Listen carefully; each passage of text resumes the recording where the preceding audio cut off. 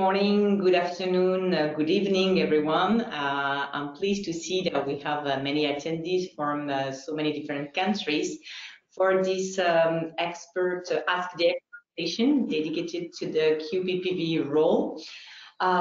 So very welcome to this session. And before I let our experts, Hayley March and Fidel Marie, present themselves, I would like just to remind you the way it works. It's not a standard webinar, it's an interactive session. So with regard to the link between the QPPV and the PSMF, how these two are linked, Hayley, maybe you can start drafting the answer. Yeah, definitely. So basically the PSMF, which is the Pharmacovigilance System master file, is going to be a document which is describing the PV system that is in place or that's going to be in place. And the QPPV being the person who is responsible for setting up and maintaining the system, these two things are definitely linked in that respect.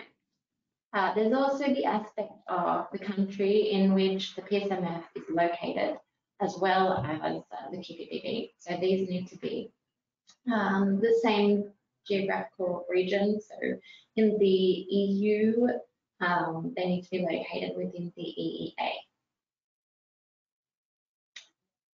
Great, I think it made it clear. When does the PSMF need to be authored or available for the authorities? Is it a document that needs to be sent via PharmacoVigilance, or how does it work exactly? Can you maybe specify a little bit more?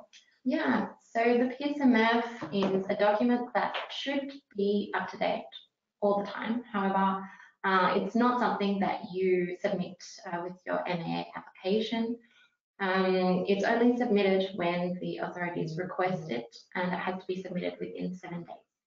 So since the PSMF is a description of your pharmacovigilance system, the best, most efficient way is to keep it the most up to date as possible in case you get any requests from any authorities. That way, the 7-day deadline can be made. As for the submission, this is done via UserLink